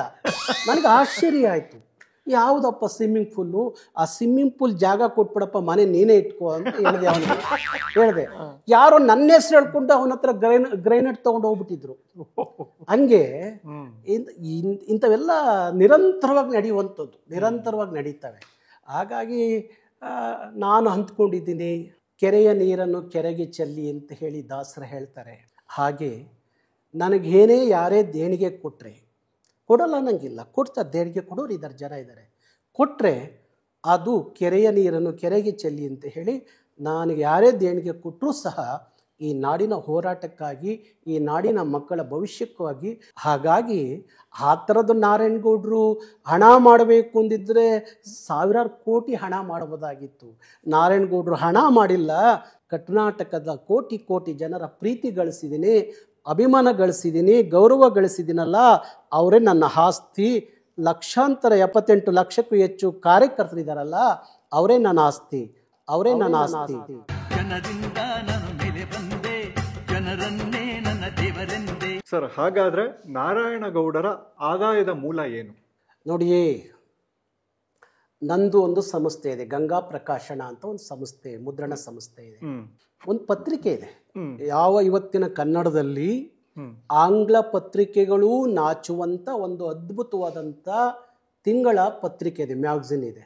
ಅದರಲ್ಲಿ ನನಗೆ ಜಾಹೀರಾತಿಂದ ತಿಂಗಳಿಗಂದ್ರೂ ಒಂದು 2 ಲಕ್ಷ 2.5 ಲಕ್ಷ ಮೇಲೆ ಆದಾಯ ಬರುತ್ತೆ. ಗೊತ್ತಾಯ್ತಾ? ಇತ್ತೀಚೆಗೆ ನನ್ನ ಮಗಳು ಒಂದು ಸಣ್ಣ ಉದ್ಯಮ ಮಾಡಿರೋದ್ರಿಂದ ಅವಳಿಂದ ಒಂದು ಲಕ್ಷ ನನ್ನ ಕುಟುಂಬಕ್ಕೆ ಬರುತ್ತೆ. ಸಾಕು, ನನಗೆ 1-2-3 ಲಕ್ಷ ತಿಂಗಳಲ್ಲಿ ನನ್ನ ಕುಟುಂಬಕ್ಕೆ ಆಗತ್ತೆ. ಹಾಗಾಗಿ ಅದು ಆದಾಯದ ಮೂಲ ನನ್ನ ಕುಟುಂಬಕ್ಕೆ ಬಿಟ್ಟರೆ, ಇನ್ನು ಸಂಘಟನೆ ಅಂತ ಲಕ್ಷಾಂತರ ರೂಪಾಯಿ ಬೇಕಾಗುವಾಗ ರಾಜ್ಯದ ಉದ್ದಗಲಕ್ಕೂ ನನ್ನ ಪ್ರೀತಿ ಮಾಡುವಂಥ ಜನ ಇದ್ದಾರೆ, ಉದ್ಯಮಿಗಳಿದ್ದಾರೆ, ನನಗೆ ಅಭಿಮಾನದಿಂದ ನೋಡುವಂಥ ಉದ್ಯಮಿಗಳಿದ್ದಾರೆ. ಹಾಗಾಗಿ ಆ ಉದ್ಯಮಿಗಳು ಕೊಡುವಂಥ ಹಣದಿಂದ ಇವತ್ತು ಕರ್ನಾಟಕ ರಕ್ಷಣಾ ವೇದಿಕೆ 26 ವರ್ಷ ನಡ್ಕೊಂಡು ಹೋಗ್ತಾ ಇದೆ. ನನಗೆ ಯಾವುದೇ ಹಣದ ಮೂಲ ಇವತ್ತಿನವರೆಗೂ ಕೊರತೆ ಆಗಿಲ್ಲ. ಯಾಕೆ ಅಂದರೆ, ಪುಟ್ಟಪ್ಪನವ್ರು ಒಂದು ಕಡೆ ಹೇಳ್ತಾರೆ, ಕನ್ನಡಕ್ಕಾಗಿ ಕೈ ಎತ್ತು ನಿನ್ನ ಕೈ ಕಲ್ಪವೃಕ್ಷವಾಗುತ್ತೆ ಅನ್ನೋ ಮಾತು ಹೇಳ್ತಾರೆ. ಕನ್ನಡಕ್ಕಾಗಿ ಪ್ರಾಮಾಣಿಕವಾಗಿ ಕೈ ಎತ್ತಿರೆ ನಿಜಕ್ಕೂ ಕನ್ನಡಕ್ಕೆ ಎತ್ತುವ ಕೈ ಕಲ್ಪವೃಕ್ಷವಾಗುತ್ತೆ ಅನ್ನೋದಕ್ಕೆ ನಾನೇ ಉದಾಹರಣೆ. ಕನ್ನಡದ ಹೋರಾಟದಲ್ಲಿ ಎಂಥದೇ ಕಷ್ಟ ನಷ್ಟ ಬಂದಾಗಲೂ ಸಹ ಯಾರೋ ಒಬ್ಬರು ಆ ಕಷ್ಟದಲ್ಲಿ ನಿಂತ್ಕೋತಾರೆ. ಹಾಗಾಗಿ ಯಾವತ್ತೂ ಕನ್ನಡಕ್ಕೆ ಪ್ರಾಮಾಣಿಕವಾಗಿ ಕೈ ಎತ್ತಾಗ ತೊಂದರೆ ಆಗಲ್ಲ, ಅದು ಕಲ್ಪವೃಕ್ಷವಾಗುತ್ತೆ ಅನ್ನುವ ಪುಟ್ಟಪ್ಪರ ಮಾತು ನನಗೆ ಅನಿಸುತ್ತೆ ಅದು ಸತ್ಯ ಅಂತ ಅನಿಸುತ್ತೆ. ನಿಮ್ಮ ಪತ್ರಿಕೆ ಅಂತ ಹೇಳಿದ್ರಲ್ಲ ಸರ್, ಏನು ಸರ್ ಪತ್ರಿಕೆ ಹೆಸರು? ಕರವೇ ನಲ್ಲುಡಿ ಅಂತ. ಈ ಹೋರಾಟದ ಹಾದಿ ಪ್ರೀತಿ ಹುಟ್ಟಿಸ್ಬೇಕೇ ಹೊರತು ಭೀತಿ ಹುಟ್ಟಿಸ್ಬಾರ್ದು ಅಂತ. ರಕ್ತ ಚೆಲ್ಲಿದ್ರೆ ಟೈರಿಗೆ ಬೆಂಕಿ ಹಚ್ಚಿಬಿಟ್ರೆ ಕನ್ನಡ ಉದ್ಧಾರ ಆಗತ್ತಾ? ನೋಡಿ, ಎಲ್ಲ ಚಳುವಳಿಗಳಲ್ಲಿ, ಎಲ್ಲ ಹೋರಾಟಗಳಲ್ಲಿ ಕ್ರಾಂತಿ ಮತ್ತು ಶಾಂತಿ ಎರಡೂ ಬೇಕು. ಭಾರತದ ಸ್ವಾತಂತ್ರ್ಯ ಹೋರಾಟ ಸಂದರ್ಭದಲ್ಲಿ ಗಾಂಧೀಜಿಯವರ ಹೋರಾಟ ಚಳುವಳಿ, ಮತ್ತೊಂದು ಭಾಗವಾಗಿ ಕ್ರಾಂತಿಕಾರಿಗಳಾದಂಥ ಅನೇಕರ ಚಳುವಳಿಗಳನ್ನು ನಾವು ಗಮನಿಸಿದ್ದೀವಿ ಅವತ್ತು ಅಲ್ವಾ. ಭಗವತ್ ಸಿಂಗ್ ಅಂತ ಮಹಾ ಕ್ರಾಂತಿಕಾರಿ ನಾಯಕರುಗಳನ್ನು ಸ್ವಾತಂತ್ರ್ಯ ಚಳುವಳಿಯಲ್ಲಿ ಅವತ್ತು ನಾವು ನೋಡಿದ್ದು ಇದೆ. ಒಂದು ಕಡೆ ಗಾಂಧಿ ಆದರೆ ಇನ್ನೊಂದು ಕಡೆ ಕ್ರಾಂತಿಕಾರಿಗಳನ್ನೂ ನೋಡಿದ್ದೀವಿ. ಹಾಗೆ ಚಳುವಳಿಯಲ್ಲಿ ಒಂದು ಕಡೆ ಪ್ರೀತಿನೂ ಬೇಕು, ಮತ್ತೊಂದು ಕಡೆ ಭೀತಿನೂ ಬೇಕಾಗತ್ತೆ. ಯಾಕೆಂದರೆ ನಮ್ಮ ಹಳ್ಳಿ ಕಡೆ ಒಂದು ಗಾದಿ ಮಾತಿದೆ, ಯಾವ್ಯಾವ ದೇವರಿಗೆ ಯಾವ್ಯಾವ ಥರದ ಪೂಜೆ ಮಾಡಿದ್ರೆ ಆ ದೇವರುಗಳಿಗೆ ತೃಪ್ತಿ ಆಗುತ್ತೆ, ಆ ಪೂಜೆಗಳನ್ನ ಕೆಲವು ಸಂದರ್ಭದಲ್ಲಿ ಮಾಡಲೇಬೇಕಾಗತ್ತೆ. ದಡ್ಡನಿಗೆ ದೊಣ್ಣೆ ಪೆಟ್ಟು, ಜಾಣನಿಗೆ ಮಾತಿನ ಪೆಟ್ಟು ಅಂತಾರಲ್ಲ ಹಾಗೆ. ಹಾಗಾಗಿ ಚಳುವಳಿಯ ಸಂದರ್ಭದಲ್ಲಿ ಇದರಿಂದಲೇ ಸರಿಯಾಗುತ್ತೆ ಅಂತ ಹೇಳೋಕ್ಕಾಗಲ್ಲ. ಆದರೆ ಎಲ್ಲದಕ್ಕೂ ಅದು ಅನಿವಾರ್ಯ ಅಲ್ಲ. ಯಾವ ಸಂದರ್ಭಕ್ಕೆ ಅದನ್ನು ಬಳಸಬೇಕು ಅದು ಬಳಸಿದಾಗ ಸರಿ. ಹೌದು. ಕನ್ನಡ ಹೋರಾಟದ ಹೆಸರಲ್ಲಿ ಬಸ್ಸುಗಳಿಗೆ ಗಾಜು ಹೊಡೆಯೋದು ಸರಿನಾ? ಇಲ್ಲ, ಅದರ ಅಗತ್ಯ ಇಲ್ಲ. ಆದ್ರೆ ಏನಾಗುತ್ತೆ ಅಂದರೆ ಆ ಸಂದರ್ಭ ಹಂಗೆ ಮಾಡಿಸ್ಬಿಡುತ್ತೆ. ಯಾರೂ ಸಹ ಬಸ್ಸಿಗೆ ಬೆಂಕಿ ಹಚ್ಚಬೇಕು ಅಂತಲೋ ಗ್ಲಾಸ್ ಹೊಡೆದಾಕ್ಬೇಕು ಅಂತಲೋ ಬೇರೆ ಪಾರ್ಟಿಗಳೆಲ್ಲ ಅದು ಇರ್ಬೋದು, ಆದರೆ ಕನ್ನಡ ಚಳವಳಿಯಲ್ಲಿ ಅದು ಇರಲ್ಲ. ಆದರೆ ಆ ಸಂದರ್ಭ ಅವ್ರನ್ನ ಆಕ್ರೋಶಕ್ಕೋ ಏನೋ ಕೆರಳಿಸಿಯೋ ಯಾರೋ ಯುವಕರು, ಬಿಸಿ ರಕ್ತದ ಯುವಕರು ಆ ಸಂದರ್ಭದಲ್ಲಿ ಅಂಥದ್ದೊಂದು ಕೆಲಸವನ್ನು ಮಾಡಿಬಿಡ್ತಾರೆ. ಅದು ಉದ್ದೇಶಪೂರ್ವಕವಾದಂಥ ಕೆಲಸ ಅಲ್ಲ ಸರ್. ಅದು ಉದ್ದೇಶಪೂರ್ವಕ ಅಲ್ಲ ಅಂದ್ರೂ ಯಾವುದೋ ಒಂದು ಬಂದಲ್ಲ ಆದರೆ ಓಕೆ ಸರ್. ಪ್ರತಿ ಬಂದಾದಾಗಲೂ ಈ ಥರದ್ದು ಹಾಗೆ ಆಗುತ್ತೆ. ಅಲ್ಲ, ಅದು ಕೆಲವ್ರಿಗೆ ಇರುತ್ತೆ. ಈ ಥರ ಹಾನಿ ಮಾಡೋದ್ರಿಂದ ಬಂದ್ ಸಕ್ಸಸ್ ಆಗುತ್ತೆ ಅನ್ನೋದು ಕೆಲವ್ರಿಗೆ ಇರುತ್ತೆ, ಅವರ ಮನಸ್ಥಿತಿ. ನನಗೆ ಅದೇನು ಅನಿಸಿಲ್ಲ. ಅದಕ್ಕೆ ಹೇಳೋದು, ಜನರ ಬಂದಾದಾಗ, ಜನರ ಭಾವನೆಗಳ ಬಂದಾದಾಗ ಆ ಬಂದು ಸಕ್ಸಸ್ ಆಗುತ್ತೆ. ಅದು ಬಿಟ್ಟು ಪ್ರತಿಷ್ಠೆಯ ಬಂದು ಅಂತ ಬಂದಾಗ ಇಂಥವೆಲ್ಲ ನಡೀತವೆ. ಓಕೆ. ಈ ಟೈರ್ ಸುಡೋದು, ಬಸ್ ಗ್ಲಾಸ್ ಹೊಡೆಯೋದು, ಇದನ್ನೆಲ್ಲ ಟ್ರೈನಿಂಗ್ ತಗೊಂಡ್ಬರ್ಬೇಕಾ ಹೆಂಗೆ ಸರ್? ಎಂಥದ್ದು ಇಲ್ಲ, ಯಾವ ಟ್ರೈನಿಂಗು ಇಲ್ಲ, ಯಾವ ಟ್ರೈನಿಂಗ್ ಕ್ಲಾಸಿಗೆ ಹೋಗುವಂಥ ಅಗತ್ಯನೂ ಇಲ್ಲ. ಆ ಸಂದರ್ಭಕ್ಕೆ ಅದು ಬಂದ್ಬಿಡುತ್ತೆ ಯುವಕರಿಗೆ. ಅವರ ಆಕ್ರೋಶಕ್ಕೆ ನೀವು ಕೈಯನ್ನ ಮುಷ್ಟಿ ಮಾಡಿ ಗ್ಲಾಸ್ ಹೊಡೆದು ತನ್ನ ಕೈ ಹೋದ್ರೂ ಚಿಂತೆ ಇಲ್ಲ ಅನ್ನುವ ಆ ಕೋಪ, ಆ ಇದು ಇದ್ದಾಗ ಟೈರಿ ಬೆಂಕಿ ಇಕ್ಕೋದು, ಇನ್ನೇನೋ ಕಲ್ಲು ಹೊಡಿಯೋದು ಇದು ಕಲ್ಲು ಹೊಡೆಯೋದು. ಅನೇಕರು ಹೇಳ್ತಾರೆ ಹೋರಾಟಗಾರರು ಕಲ್ಲು ಹೊಡಿತಾರೆ, ಕಲ್ಲು ಹೊಡಿಬೋದಾ ಅಂತ ಹೇಳ್ತಾರೆ. ನನಗೆ ಅದೊಂದು ಇದು ನೆನಪು ಬರುತ್ತೆ. ಹೊಸ ಬೆಳಕು ಒಂದು ಸಿನಿಮಾ, ರಾಜ್ಕುಮಾರ್ ಅವರ ಸಿನಿಮಾ. ಆ ಸಿನಿಮಾಕ್ಕೆ ಕುವೆಂಪು ಅವರ ಒಂದು ಗೀತೆಯನ್ನು ಆ ಸಿನಿಮಾಕ್ಕೆ ಅಳವಡಿಸ್ಬೇಕು ಅಂತ ಇರ್ತಾರೆ. ಅದಕ್ಕೋಸ್ಕರ ಕುವೆಂಪು ಅವ್ರನ್ನ ಅನುಮತಿ ತಗೋಬೇಕು ಅಂತ ಹೇಳಿ ಮೈಸೂರಿನ ಉದಯ ರವಿಗೆ ಹೋಗ್ತಾರೆ. ಹೋದಾಗ ಕುವೆಂಪು ಅವರು ಉದಯ ರವಿಲಿ ಇರ್ತಾರೆ. ಅವ್ರ ಜೊತೆಯಲ್ಲಿ ಇನ್ನೊಬ್ರು ಯಾರೋ ಸ್ನೇಹಿತರು ಕೂತಿರ್ತಾರೆ. ಚಿನ್ನೇಗೌಡರು ಅವರೆಲ್ಲ ಹೋದಾಗ ಅವ್ರನ್ನ ಕೇಳ್ತಾರೆ ಏನು ಬಂದಿದ್ದು ಅಂತೇಳಿ. ಹಿಂಗೆ ನಮ್ಮ ರಾಜ್ಕುಮಾರ್ ಅವರ ಒಂದು ಹೊಸ ಸಿನಿಮಾ ಮಾಡ್ತಾಯಿದ್ದೀವಿ, ಅದರಲ್ಲಿ ನಿಮ್ಮದೊಂದು ಗೀತೆಯನ್ನು, ಪದ್ಯವನ್ನು ನಮ್ಮ ಇದಕ್ಕೆ ಸಿನಿಮಾಗೆ ಹಾಕೋಬೇಕು ಅಂತ ಇದ್ದೀವಿ. ಅದಕ್ಕೆ ಕುವೆಂಪು ಸುಮ್ಮನೆ ಇರ್ತಾರೆ. ಪಕ್ಕದಲ್ಲಿದ್ದರು, ನೀವು ಗಾಂಧಿನಗರದ ಜನ, ಕನ್ನಡದ ಹೆಸರಲ್ಲಿ ಕಲ್ಲು ಹೊಡೆಯೋ ಜನ, ನಿಮಗೆ ನಮ್ಮ ಪದ್ಯ, ಕುವೆಂಪು ಅವ್ರ ಪದ್ಯ ಕೊಡೋದೇನ್ರಿ? ಸಾಧ್ಯ ಇಲ್ಲ ಅಂತಾರೆ. ಪುಟ್ಟಪ್ಪನವರು ಕುವೆಂಪು ಒಂದು ಸಲ ಅವ್ರನ್ನ ನೋಡ್ತಾರಂತೆ, ಕೆಳಗಿಂದ ಮೇಲೆ ನೋಡ್ಬಿಟ್ಟು ಹೇಳ್ತಾರಂತೆ, ಕಲ್ಲೋ ಸೊಲ್ಲೋ ಕನ್ನಡ ಉಳಿಬೇಕಪ್ಪ, ಆಗಲಿ ನನ್ನ ಪದ್ಯ ಹಾಕೊಳ್ಳಿ ನಿಮ್ಮ ಸಿನಿಮಾಗೆ. ಅದೇ ಹಾಡು ತೆರೆದಿದೆ ಮನೆ ಹೋ ಬಾ ಅತಿಥಿ, ಪುಟ್ಟಪ್ಪನವರ ಪದ್ಯ ಅದು. ತೆರೆದಿದೆ ಮನೆ ಓ ಬಾ ಅತಿಥಿ. ಹಂಗೆ ಒಂದೊಂದು ಸಂದರ್ಭ, ಯಾರೂ ಉದ್ದೇಶಪೂರ್ವಕವಾಗಿ ಅದೆಲ್ಲ ಆಗಬೇಕು ಅನ್ನೋ ಬಯಕೆ ಇಲ್ಲ. ಒಂದೊಂದು ಸಂದರ್ಭ ಯುವಕರ ಆಕ್ರೋಶಕ್ಕೆ ಆ ಥರದ ಘಟನೆಗಳು ನಡೀತವೆ. ಈ ಹೋರಾಟದ ಹೆಸರಲ್ಲಿ ಮಸಿ ಬಳಿಯೋದು ಸರಿನಾ? ಮಸಿ ಪ್ರಕರಣ ಅನ್ನೋದು, ಮಸಿ ಬಳಿಯೋದು ಅನ್ನೋದು ನೋಡಿ, ಅದೊಂದು ಸಂದರ್ಭ, ಚಳುವಳಿಯ ಒಂದು ಭಾಗ ಅಂತ ಅನ್ಕೊಳ್ಳಿ. ಹಿಂದೆ ನಾನು, ನಮ್ಮ ಕಾರ್ಯಕರ್ತರು ಮಸಿ ಬಳಿದ್ರು. ಯಾರಿಗೆ? ಮಹಾರಾಷ್ಟ್ರದ ಏಕೀಕರಣ ಸಮಿತಿಯವರು ಬೆಳಗಾವಿಯಲ್ಲಿ ನಡೆದಂಥ ಅನೇಕ ಘಟನೆಗಳ ವಿಚಾರದಲ್ಲಿ ಬೆಳಗಾವಿಲಿ ಇದ್ಕೊಂಡು ರಾಜಕಾರಣ ಮಾಡಿಕೊಂಡು ಬೆಳಗಾವಿಯನ್ನು ಕರ್ನಾಟಕದಿಂದ ಕಿತ್ತು ಮಹಾರಾಷ್ಟ್ರಕ್ಕೆ ಸೇರಿಸಬೇಕು ಅಂತ ಹೇಳಿ ಅವರು ಕರ್ನಾಟಕದ ಇತಿಹಾಸಕ್ಕೆ ಮಸಿ ಬಳಿಲಿಕ್ಕೆ ನಿಂತಾಗ ನಮಗನ್ನಿಸ್ತು, ಕರ್ನಾಟಕದ ಇತಿಹಾಸಕ್ಕೆ ಇವರು ಮಸಿ ಬಳಿತಾ ಇದ್ದಾರೆ ನಿರಂತರವಾಗಿ, ಇಂಥವರಿಗೆ ಮುಖಕ್ಕೆ ಮಸಿ ಬೆಳೆದು ಅವಮಾನ ಮಾಡಬೇಕು ಅನ್ನೋ ಕಾರಣಕ್ಕೋಸ್ಕರ ಅವತ್ತು ನಮ್ಮ ಕಾರ್ಯಕರ್ತರು ಮಹಾರಾಷ್ಟ್ರ ಏಕೀಕರಣ ಸಮಿತಿಯ ಆ ಜನರಿಗೆ ಮಸಿ ಪ್ರಕರಣವನ್ನು ಮಾಡಿದ್ರು. ಆ ಸಂದರ್ಭ ನನಗೆ ಇವತ್ತಿಗೂ ನೆನಪಿದೆ, ಹೇಳ್ತೀನಿ ಕೇಳಿ. ಆ ಪ್ರಕರಣ ನಮ್ಮ ನಾಡಿನ ಅನೇಕ ಸಾಹಿತಿಗಳು ವಿರೋಧ ಮಾಡಿದ್ರು. ಇವರ ಅನಂತಮೂರ್ತಿ ಅವರಿಂದ ಹಿಡಿದು, ಗಿರೀಶ್ ಕಾರ್ನಾಡ್ ಹಿಡಿದು, ಪಾಟೀಲ್ ಪುಟ್ಟಪ್ಪನವರಿಂದ ಹಿಡಿದು, ಚನ್ನವೀರ ಕಣಿವೆಯವರಿಂದ ಹಿಡಿದು ವಿರೋಧ ಮಾಡಿದ್ರು. ಆ ವಿರೋಧ ಮಾಡಿದಾಗ ಇದೇನಪ್ಪ, ನಾವೇನೋ ಭಾರಿ ಮಾಡಬಾರ್ದು ಅಪರಾಧ ಮಾಡಿಬಿಟ್ಟು ಅಂತೇಳಿ ಎಲ್ಲ ಒಂದು ಕಡೆ ಮನಸ್ಸಿಗೆ ನೋವಾಯಿತು. ಆ ಸಂದರ್ಭಕ್ಕೆ ಮೂಡಿಗೆರೆಯಲ್ಲಿದ್ದಂಥ ನಮ್ಮ ತೇಜಸ್ವಿ, ಕುವೆಂಪು ಅವರ ಮಗ, ಒಂದು ಸ್ಟೇಟ್ಮೆಂಟ್ ಬಿಡುಗಡೆ ಮಾಡಿದ್ರು. ಕರ್ನಾಟಕದ ಇತಿಹಾಸಕ್ಕೆ ಮಸಿ ಬಳಿಯುವಂಥ MES ಆ ಜನರಿಗೆ ಮಸಿ ಬಳಿದಲ್ಲಿ ನೀನು ಪೇರನ್ ಲವ್ಲಿ ಹಚ್ಚಬೇಕಾಗಿತ್ತಾ, ಮಸಿ ಬಳಿದಲ್ಲಿ ನೀನು ಪೇರನ್ ಲವ್ಲಿ ಹಚ್ಚಬೇಕಾಗಿತ್ತಾ ಅಂತ ಹೇಳಿ ಅವರೊಂದು ಹೇಳಿಕೆ ಬಿಡುಗಡೆ ಮಾಡಿದ್ರು. ಅದಾದಮೇಲೆ ಮೈಸೂರಿಂದ ದೇಜಗೋ ಆ ಮಸಿ ಪ್ರಕರಣ ಇಟ್ಕೊಂಡು ಅವ್ರನ್ನ ಟೀಕೆ ಮಾಡೋದಾದರೆ ಹೋರಾಟಗಾರರನ್ನ ನನ್ನ ಕೈನೂ ಮಸಿ ಮಾಡ್ಕೋತೀನಿ ಅಂತ ಹೇಳಿದ್ರು ದೇಜಗೋ. ಆ ಕಡೆ ಇನ್ನೊಂದು ಕಡೆ ನಮ್ಮ ಚಂದ್ರಶೇಖರ್ ಪಾಟೀಲ್ ಚಂದ್ರಶೇಖರ್ ಪಾಟೀಲ್ ಅವರು ಒಂದು ಕಡೆ ಒಂದು ಸ್ಟೇಟ್ಮೆಂಟ್ ಕೊಡ್ತಾರೆ, ಗೌಡ್ರೆ ಈ ಮಸಾಲೆ ದೋಸೆ ಸಾಹಿತಿಗಳ ಬಗ್ಗೆ ತಲೆ ಕೆಡಿಸ್ಕೋಬೇಡಿ ಅಂತ. ಹಾಗಾಗಿ ಮಸಿ ಪ್ರಕರಣ ಅನ್ನೋದು ಚಳುವಳಿಯಲ್ಲಿ ಒಂದು ಸಣ್ಣ ಭಾಗ ಅದಷ್ಟೇ. ಸೊ ಒಂದು ದಿನ ಬಂದಾದರೆ ದಿನಗೂಲಿ ನೌಕರರು ಇರ್ತಾರೆ, ಎಷ್ಟೊಂದು ಜನ ಅವತ್ತಿಂದ ಊಟಕ್ಕೆ ಅವತ್ತು ದುಡಿತಾ ಇರ್ತಾರೆ, ಎಷ್ಟೊಂದು ಹೋಟೆಲ್ಗಳ ಗ್ಲಾಸು, ಕೆಲಸ ಮಾಡೋರಿಗೆ ಗ್ಲಾಸು, IT ಕಂಪನಿಗಳ ಗ್ಲಾಸ್ ಎಲ್ಲ. ಒಂದು ದಿನದ ಬಂದಿಗೆ ಎಷ್ಟು ಲಾಸ್ ಆಗ್ಬೋದು ಅಂತ ಐಡಿಯಾ ಇದೆಯಾ? ಸಾವಿರಾರು ಕೋಟಿ ನಷ್ಟ ಆಗುತ್ತೆ. ಓಕೆ. ಸೊ ಇದೆಲ್ಲ ಅರಿವಿದ್ದು ಬಂದ್ ಮಾಡ್ತೀರಾ? ಅದೇ ಆಗಬಾರ್ದು.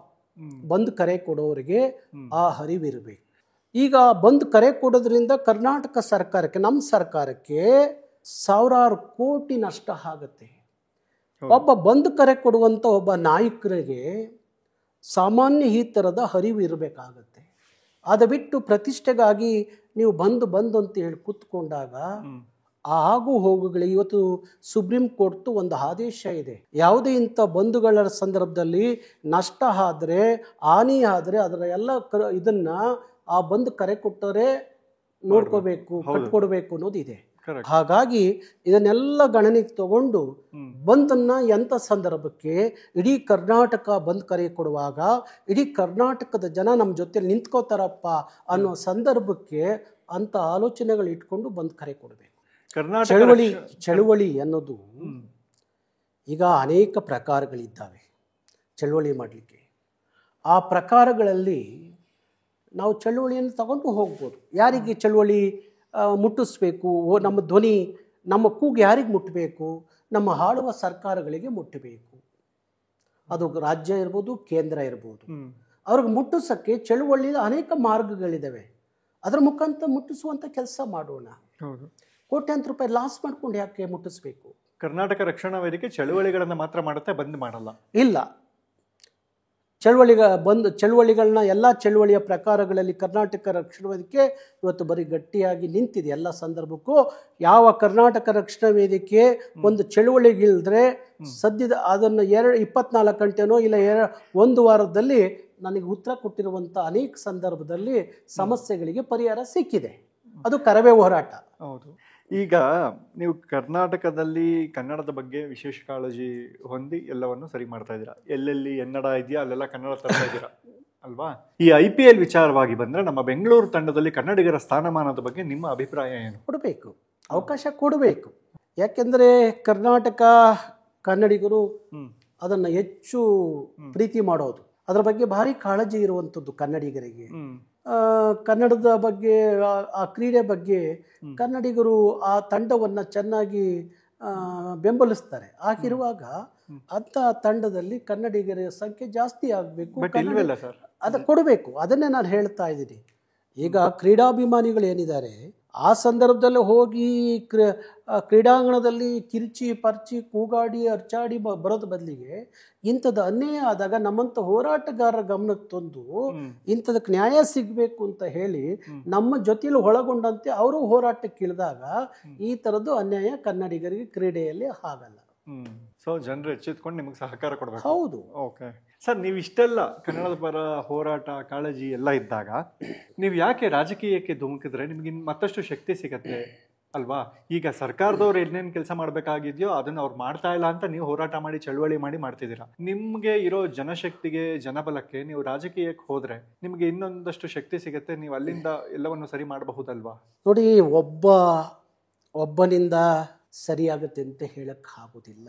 ನೀವು ಹೇಳ್ದ ಹಾಗೆ ಒಬ್ಬ ಹೋರಾಟಗಾರ ಬೀದಿಯಲ್ಲಿ ನಿಂತು ಹೋರಾಟ ಮಾಡೋದಕ್ಕಿಂತ ಸಂವಿಧಾನಬದ್ಧವಾದಂಥ ಹುದ್ದೆ ಇದ್ದಿದ್ದೇ ಆದ್ರೆ ಅಲ್ಲಿ ಕಾನೂನಿನ ತಿದ್ದುಪಡಿಯಾಗಲಿ, ಕಾನೂನಿನ ಕಾಯ್ದೆಗಳನ್ನ ಮಾಡುವಂಥದ್ದಾಗಲಿ ಅದಕ್ಕೆ ಅಧಿಕಾರ ಭಾರಿ ಮುಖ್ಯ ಅಂತ ಅನಿಸುತ್ತೆ. ಆದರೆ ಇವತ್ತು ಈ ವಲಸು ರಾಜಕಾರಣವನ್ನು ನೋಡುವಾಗ, ಅವರೇ ತುಂಬಿ ತುಳುಕಿರುವಾಗ ರಾಜಕಾರಣದಲ್ಲಿ ನನ್ನಂಥ ಒಬ್ಬ ಪ್ರಾಮಾಣಿಕ ಹೋರಾಟಗಾರ ಅಲ್ಲಿ ಹೋದಾಗ ಅಲ್ಲಿ ಅದು ಸರಿಯಾಗುತ್ತೆ ಅನ್ನೋ ನಂಬಿಕೆ ಇಲ್ಲದೆ ಇರುವಂಥದ್ದು. ನನಗೆ ಒಂದು ದಿವಸ ನಾನು ರಾಜಕಾರಣ ಮಾಡೋದಕ್ಕಿಂತ ಕರ್ನಾಟಕದಲ್ಲಿ 100% ಅಪ್ಪಟ ಕನ್ನಡದ ಪ್ರಾದೇಶಿಕವಾದಂಥ ಚಿಂತನೆಗಳು, ಆಲೋಚನೆಗಳು ಇರುವಂಥ ಒಂದು ಪ್ರಾದೇಶಿಕ ಪಕ್ಷ ಇಲ್ಲಿ ಉದಯ ಆಗಬೇಕು ಅನ್ನೋದು ನನ್ನ ಕಾಳಜಿ, ಕಳಕಳಿ ಇದೆ. ಆದರೆ ನಾನು ರಾಜಕಾರಣ ಮಾಡಬೇಕು ಅನ್ನೋದರಲ್ಲಿ ನಂಬಿಕೆ ಇಲ್ಲ. ಯಾಕೆಂದರೆ ನಾನು ಪುಟ್ಟಪ್ಪನವರ ವಿಚಾರಗಳನ್ನು ಹೆಚ್ಚು ಓದ್ಕೊಂಡಿರೋದ್ರಿಂದ ಪುಟ್ಟಪ್ಪನವರು ಒಂದು ಮಾತು ಹೇಳ್ತಾರೆ. ಅವತ್ತಿನ ಕಾಲಕ್ಕೆ ರಾಜಕಾರಣ ಅಂದರೆ ದಟ್ಟ ದರಿದ್ರದೊಳಗೊಂದು ಕಟ್ಟ ಕಡಿಯದೇ ರಾಜಕಾರಣ, ದಟ್ಟ ದರಿದ್ರದೊಳಗೊಂದು ಕಟ್ಟ ಕಡಿಯದೇ ರಾಜಕಾರಣ ಅಂತ ಹೇಳ್ತಾರೆ. ಹಾಗಾಗಿ ಎಲ್ಲ ಕ್ಷೇತ್ರಗಳು ನೀನು ಸರಿ ಇಲ್ಲ, ನನಗೆ ಬೇಡ ಅಂತ ಹೇಳಿದ್ರೆ ರಾಜಕಾರಣ ಕೈ ಬೀಸಿ ಕರೆಯುತ್ತಂತೆ. ತಲೆ ಹೊಡೆಯೋನು, ತಲೆ ಹಿಡಿಯೋನು, ಇನ್ನೊಂದು ಮಾಡೋನು, ಮತ್ತೊಂದು ಮಾಡೋನೆಲ್ಲ ಇನ್ನೊಂದು ಬೇಕು, ಬಾ ಅಂತ ಕೈ ಬೀಸಿ ಕರೆಯುತ್ತಂತೆ. ಇವತ್ತು ಹಂಗೆ ಆಗ್ಬಿಟ್ಟಿದೆ ಈ ನೆಲದ ರಾಜಕಾರಣ. ಸರ್, ಇವಾಗ ರಾಜಕಾರಣದಲ್ಲೇ ನಿಮ್ಗಂತೂ ಇಷ್ಟ ಇಲ್ಲ ಅಂತ ಹೇಳಿದ್ರಿ, ಆದರೆ ನೀವೇ ಹೇಳಿದ್ರಿ ಸುಮಾರು 75 ಲಕ್ಷ ಕಾರ್ಯಕರ್ತರಿದ್ದಾರೆ ಅಂತ. ಅವರೆಲ್ಲರ ಆಸೆಯ ಮೇರೆಗೆ ನೀವು ಮುಖ್ಯಮಂತ್ರಿ ಆಗ್ಬಿಡ್ತೀರಾ ಸರ್ ಒಂದಿನ? ಅಕಸ್ಮಾತ್ ನೀವು ಮುಖ್ಯಮಂತ್ರಿ ಆಗ್ಬೋದು ಅಂತ ಏನಾದ್ರು ಅಂದರೆ ನೀವು ಎಲೆಕ್ಷನ್ ನಿಂತ್ಕೋಬೇಕಾದ್ರೆ ಒಂದು 5 ಆಶ್ವಾಸನೆ ಕೊಡಬೇಕಲ್ವ ಸರ್ ಜನರಿಗೆ, ನಾನು ಏನೇನು ಮಾಡಬಹುದು ಮುಖ್ಯಮಂತ್ರಿ ಆದರೆ ಅಂತ? ಆ ಥರದ್ದು ಒಂದು 5 ಆಶ್ವಾಸನೆ ಕೊಡೋ ಹಾಗಿದ್ರೆ ಏನೇನು ಮಾಡ್ತೀರಾ ಸರ್? ನೋಡಿ, ಮುಖ್ಯಮಂತ್ರಿ ಅನ್ನೋದು ಒಂದು ಕಡೆ ಇಟ್ಬಿಡೋಣ. ಅಂಥ ಸಂದರ್ಭಕ್ಕೆ ನಾನೇನಾದ್ರು ಹೇಳಬೇಕು ಜನಕ್ಕೆ ಎಂದಾಗ, ಕರ್ನಾಟಕದಲ್ಲಿ ಕನ್ನಡಿಗನೇ ಸಾರ್ವಭೌಮನಾಗಬೇಕು. ಕನ್ನಡ ಈ ನೆಲದ 100ಕ್ಕೆ 100ರಷ್ಟು ಆಡಳಿತ ಭಾಷೆ ಆಗಬೇಕು. ಕಾವೇರಿ, ಮಹದಾಯಿ ಅಂತ ಎಲ್ಲ ನದಿ ಮೂಲಗಳು ಈ ನಾಡಿನ ಜನರಿಗೆ ದಕ್ಕುವುದು ಏನು ದಕ್ಕಬೇಕಾಗಿದೆ ಅದು ದಕ್ಕಿಸುವಂಥದ್ದು ಆಗಬೇಕು. ಎಲ್ಲವಕ್ಕಿಂತ ಮುಖ್ಯವಾಗಿ ನಾನು ಹೇಳೋದೇನೆಂದರೆ, ಈ ರಾಜ್ಯದಲ್ಲಿ ಮೂಲಭೂತ ಸೌಕರ್ಯ ಅಂತ ಹೇಳುವಾಗ ಉಚಿತವಾಗಿ ಏನು ಕೊಡದೆ ಹೋದರೂ ಪರವಾಗಿಲ್ಲ. ಈಗೇನು 5 ಗ್ಯಾರಂಟಿ ಇದೆಯಲ್ಲ, 5 ಗ್ಯಾರಂಟಿಗಿಂತ ನಾನೇ ಹೇಳೋದು ಏನು ಅಂದರೆ, ಉಚಿತವಾಗಿ ನಾಡಿನ ಕಟ್ಟ ಕಡೆಯ ಒಬ್ಬ ಪ್ರಜೆ ಕೊಡಬೇಕು ಅನ್ನೋದಾದರೆ ಅವನಿಗೆ ಉಚಿತವಾಗಿ ವಿದ್ಯೆ ಕೊಡಿ, ಉಚಿತವಾಗಿ ಅವನಿಗೆ ಮೆಡಿಷನ್ ಕೊಡಿ. ಆ 2 ವಿದ್ಯೆ ಮತ್ತು ಶಾಲೆ ಮತ್ತು ಆಸ್ಪತ್ರೆ ಉಚಿತವಾಗಿದ್ದರೆ ಈ ನಾಡು ಚೆನ್ನಾಗಿರುತ್ತೆ ಅಂತ ಅಂದ್ಕೊಂಡಿದ್ದೀನಿ. ಸರ್, ಇತ್ತೀಚೆಗೆ ಒಂದು ಮಾತಿದೆ ಸರ್, ನಾರಾಯಣಗೌಡರು ನಮ್ಮ CM ಮತ್ತು DCMಗೆ ತುಂಬ ಕ್ಲೋಸು. ಬಹುಶಃ ಯಾವುದೇ ಪಕ್ಷದ ಮುಖ್ಯಮಂತ್ರಿಗಳು ಬಂದಾಗ ನನ್ನ ಹತ್ರ ಚೆನ್ನಾಗೇ ಇರ್ತಾರೆ. ಅದು ಕಾಂಗ್ರೆಸ್ ಆದರೂ, BJP ಆದರೂ, JDS ಆದರೂ. ಎಷ್ಟು ಜೈಲು ನೋಡಿದ್ದೀರಾ ಸರ್? ಯಾವ್ಯಾವ ಜೈಲು ನೋಡಿದ್ದೀರಾ ನೀವು? ಅದಕ್ಕೆ ಉದಾಹರಣೆ ಹೇಳ್ತೀನಿ. SM ಕೃಷ್ಣ ಅವರು ಮುಖ್ಯಮಂತ್ರಿ ಆಗಿದ್ದಾಗ ನನ್ನ ಬೆಂಗಳೂರು ಜೈಲಿಗೆ 2 ಸಲ ಕಳಿಸಿರು. ಕಾವೇರಿ ಮತ್ತೊಂದು ವಿಚಾರದಲ್ಲಿ ಬಳ್ಳಾರಿ ಜೈಲಿಗೆ ಕಳಿಸಿರು. ನಾನು SM ಕೃಷ್ಣ ಅವ್ರಿಗೆ ಯಾವಾಗಲೂ ಒಂದು ಮಾತು ಹೇಳ್ತಾ ಇದ್ದೆ, ನನ್ನ ಬೆಂಗಳೂರು ಜೈಲು, ಬೆಳಗಾಂ ಜೈಲು, ಬಳ್ಳಾರಿ ಜೈಲು ಎಲ್ಲ ಕಳಿಸಿದ್ದೀರಿ, ಒಮ್ಮೆ ಅಂಡಮಾನ್ ಜೈಲು ನೋಡಬೇಕು ಅಂತ ಆಸೆ ಇದೆ, ಅಲ್ಲಿಗೂ ಕಳಿಸ್ಬಿಡಿ ಕೃಷ್ಣ ಅವರೇ ಅಂತ ಹೇಳ್ತಿದ್ದೆ. ಒಂದು ದಿವಸ ಅವರು ನನ್ನ ಕರೆದು ಜೋರಾಗಿ ಗಟ್ಟಿಯಾಗಿ ತಪ್ಪಿಕೊಂಡು ಒಂದು ಮಾತು ಹೇಳಿದರು, ನಾರಾಯಣಗೌಡ, ನಿನ್ನಂಥ ಡಬಲ್ ಗುಂಡಿಗೆ ಇರುವಂಥ ಒಬ್ಬ ಹೋರಾಟಗಾರ ಈ ನಾಡಿಗೆ ಬೇಕಣಯ್ಯ. ಇರಲಿ, ನಾವು ನಿಮ್ಗೆ ತೊಂದರೆ ಕೊಟ್ಟಿದ್ದೀವಿ, ಆದರೆ ಇನ್ನು ಆ ತೊಂದರೆ ನಿನಗೆ ಆಗಲ್ಲ ಗೌಡ್ರೆ. ನಿಮ್ಮ ಹೋರಾಟವನ್ನು ಮುಂದುವರಿಸಿ, ಬಿಡಬೇಡಿ. ಎಂಥ ಸಂದರ್ಭ ಬಂದರೂ ನೀವು ಯಾರಿಗೂ ತಲೆ ತಗ್ಗಿಸಿ ನಿಲ್ಲಬೇಡಿ ಅನ್ನೋ ಮಾತನ್ನು SM ಕೃಷ್ಣ ಅವರು ಹೇಳೋರು. ಹಾಗಾಗಿ ಅವತ್ತಿನಿಂದ ಇವತ್ತವರೆಗೂ ಯಾರೇ ಮುಖ್ಯಮಂತ್ರಿಗಳು ಬಂದಾಗ ನನ್ನ ಜೊತೆಯಲ್ಲಿ ಚೆನ್ನಾಗಿರ್ತಾರೆ. ಆದರೆ ಕನ್ನಡದ ವಿಚಾರ ಬಂದಾಗ ನಾನು ಯಾರ ಜೊತೆಯಲ್ಲೂ ಚೆನ್ನಾಗಿರಲ್ಲ. ಅದಕ್ಕೆ ನಾನು ರಾಜರತ್ನಂ ಅವರ ಒಂದು ಪದ್ಯ ಹೇಳಿದೆ, ಆಜ್ಞೆ ಮಾಡೋ ಐಗುಳೆಲ್ಲ ದೇವರೇ ಆಗಲಿ ಎಲ್ಲ, ಕನ್ನಡ ಸುದ್ದಿಗೆ ಏನಾದರೂ ಬಂದರೆ ಮಾನ ಉಳ್ಸಕ್ಕಿಲ್ಲ ಅಂತ. ಕನ್ನಡ ಸುದ್ದಿಗೆ ಏನಾದರೂ ಬಂದರೆ ಮಾನ ಉಳ್ಸಕ್ಕಿಲ್ಲ ಅಂತ. ಕನ್ನಡದ ನಾಡು ನುಡಿ ಗಡಿ ವಿಚಾರದಲ್ಲಿ ಯಾರಾದರೂ ಸರಿಯಾದ ತೀರ್ಮಾನವನ್ನು ಸರ್ಕಾರ ತಗೊಳ್ಳದೆ ಹೋದರೆ ನಾನು ಯಾವ ಮುಖ್ಯಮಂತ್ರಿ, ಯಾವ ಮಂತ್ರಿ, ಯಾವ ಶಾಸಕ ಯಾವತ್ತೂ ನೋಡ್ದನಲ್ಲ, ಯಾವತ್ತು ಅವ್ರಿಗೆ ಓಲೈಸ್ತೋನಲ್ಲ, ಯಾವತ್ತು ಅಂಥ ವಿಚಾರದಲ್ಲಿ ತಲೆ ತಗ್ಸ್ತೋನಲ್ಲ, ಎದ್ರಿ ಮನೇಲಿ ಕುತ್ಕೊಂಡನಲ್ಲ. ಜೈಲು ಸೇರಿದ್ದೀನಿ, ಕೇಸ್ ಹಾಕಿಸ್ಕೊಂಡಿದ್ದೀನಿ, ಲಾಠಿ ಹೇಡ್ ತಿಂದಿದ್ದೀನಿ, ಎಲ್ಲವನ್ನೂ ಅನುಭವಿಸಿದ್ದೀನಿ ಕನ್ನಡಕ್ಕಾಗಿ. ನಾನು ಇನ್ನೇನು ಮಾಡೋಕ್ಕಾಗತ್ತೆ? ಅದೆಲ್ಲ ಮಾಡುವಾಗಲೂ ಸಹ ಯಾರೇ ಇದ್ದರೂ ಸಹ ಕನ್ನಡ ಯಾರು ಪ್ರೀತಿ ಮಾಡ್ತಾರೋ ನಾನು ಅವ್ರನ್ನ ಪ್ರೀತಿ ಮಾಡ್ತೇನೆ. ಕನ್ನಡಕ್ಕೆ ಯಾರು ಗೌರವ ಕೊಡ್ತಾರೆ ನಾನು ಅವ್ರನ್ನ ಗೌರವ ಕೊಡ್ತೀನಿ. ಕನ್ನಡದ ಭವಿಷ್ಯದ ಬಗ್ಗೆ, ಮಕ್ಕಳ ಭವಿಷ್ಯದ ಬಗ್ಗೆ ಯಾರಿಗೆ ಕಾಳಜಿ ಇದೆ ಅವ್ರನ್ನ ನಾನು ಕಾಳಜಿಯಿಂದ ನೋಡ್ತೀನಿ. ಗೊತ್ತಾಯ್ತಾ? ಅದು ಬಿಟ್ಟರೆ ಎಲ್ಲ ಮುಖ್ಯಮಂತ್ರಿಗಳು, ಎಲ್ಲ ಮಂತ್ರಿಗಳು ಎಲ್ಲ ಕಾಲಕ್ಕೂ ನನ್ನ ಜೊತೆಯಲ್ಲಿ ಒಂದು ಕಾಲಕ್ಕೆ ಚೆನ್ನಾಗಿರ್ತಾರೆ, ಒಂದು ಕಾಲಕ್ಕೆ ಜೈಲಿಗೆ ಕಳಿಸ್ತಾರೆ. ಈಗ ಹೇಳ್ತಾ ಇದ್ರಿ ನೀವು ಇವತ್ತಿನ ಮುಖ್ಯಮಂತ್ರಿಗಳು ಉಪಮುಖ್ಯಮಂತ್ರಿಗಳು ಚೆನ್ನಾಗಿದ್ದಾರೆ ನಿಮ್ಮ ಜೊತೆಲಿ ಅಂಥೇಳಿ. ಮೊನ್ನೆ ಡಿಸೆಂಬರ್ 27ನೇ ತಾರೀಕು ಕನ್ನಡದ ನಾಮಫಲಕ ಕಡ್ಡಾಯ ಆಗಬೇಕು, 60% ಕನ್ನಡ ಹಾಕಬೇಕು ಅಂತ ಕನ್ನಡ ಇಲ್ಲದ ನಾಮಫಲಕಗಳನ್ನೆಲ್ಲ ಹೊಡೆದಾಕ್ದಾಗ ನಮ್ಮ ಮುಖ್ಯಮಂತ್ರಿಗಳು ನಮ್ಮ ಉಪಮುಖ್ಯಮಂತ್ರಿಗಳು ನನ್ನ 16 ದಿವಸ ಜೈಲಿಗೆ ಕಳಿಸಿರು, 16 ಕೇಸ್ ಹಾಕಿರಲ್ಲಪ್ಪ, ಕೇಸ್ ಹಾಕಿರಲ್ಲ. ಯಾರು ಯಾವಾಗ ಚೆನ್ನಾಗಿರ್ತಾರೆ ಅಂತ ಅನ್ಕೋಬೇಕು? ಅವ್ರ ಪರವಾಗಿದ್ದಾಗ ನಾವು ಚೆನ್ನಾಗಿರ್ತೀವಿ, ಅವ್ರನ್ನ ವಿರೋಧ ಮಾಡ್ತೀವಿ ಅಂದಾಗ ನಮ್ಮನ್ನು ಜೈಲಿಗೆ ಕಳಿಸಿ ಕೇಸ್ಗಳು ಹಾಕ್ತಾರೆ. ಹಾಗಾಗಿ ಯಾರ ಹತ್ರನೂ ಚಂದ ಅನ್ನೋದಕ್ಕಿಂತ ನಾಡು ನುಡಿ ವಿಚಾರ ಬಂದಾಗ ನಾನು ಯಾರ ಹತ್ರ ರಾಜಿ ಆಗೋ ಮಗ ಅಲ್ಲ, ಅವತ್ತು ರಾಜಿ ಆಗಿಲ್ಲ, ಮುಂದೆಯೂ ರಾಜಿ ಆಗಲ್ಲ. ಸರ್ ಎಷ್ಟು ಕೇಸ್ ಇದೆ ನಿಮ್ಮ ಮೇಲೆ? ಈಗ ನನ್ನ ಮೇಲೆ 42 ಕೇಸ್ ಇದ್ದೇವೆ. 100 ಕೇಸ್ ಇತ್ತು, ಈಗ 42 ಕೇಸ್ ಇದ್ದಾವೆ. ತಿಂಗಳಲ್ಲಿ ಎಷ್ಟು ದಿನ ಕೋರ್ಟ್ಗೆ ಹೋಗ್ತೀರಾ? ಹೋಗ್ಬೇಕು.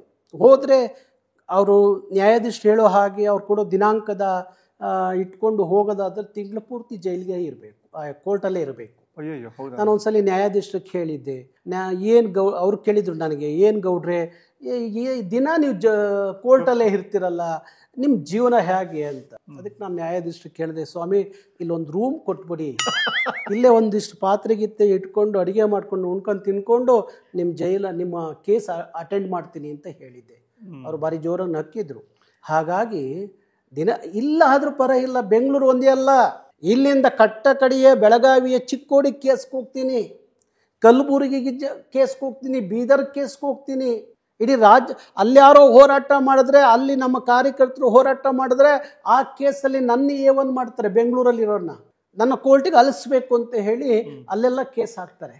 ಈ ವಾದಗಳನ್ನ ಕೇಳಿಸ್ಕೊಂಡು ಈ ಕೇಸ್ ನಂಬರು, ಆರ್ಟಿಕಲ್ ನಂಬರ್ ಎಲ್ಲ ಇರುತ್ತಲ್ಲ, ಅದೆಲ್ಲ ಗೊತ್ತಾಗ್ಬಿಟ್ಟಿದ್ಯಾ ನಿಮಗೆ ಅಂತ? ನನಗೆ ನಮ್ಮ ವಕೀಲರು ಬಂದು ಹೇಳುವಾಗ ನಾನು ವಾದ ಮಾಡ್ತೀನಿ ಅವ್ರ ಜೊತೆಯಲ್ಲಿ. ರೀ ಈ ವಿಚಾರಕ್ಕೆ ಸೆಕ್ಷನ್ 506 ಬರಬೇಕು, ಅದು ಯಾಕ್ರಿ 307 ಹಾಕಿದ್ದಾರೆ, ವಾದ ಮಾಡ್ತೀನಿ. ನನಗೆ ಲಾಯರ್ಗಿಂತ ಚೆನ್ನಾಗಿ ಆ ಸೆಕ್ಷನ್ಗಳು ಗೊತ್ತಾಗ್ಬಿಟ್ಟಿದೆ ಈ ಕೋರ್ಟ್ಗೆ ಹೋಗಿ.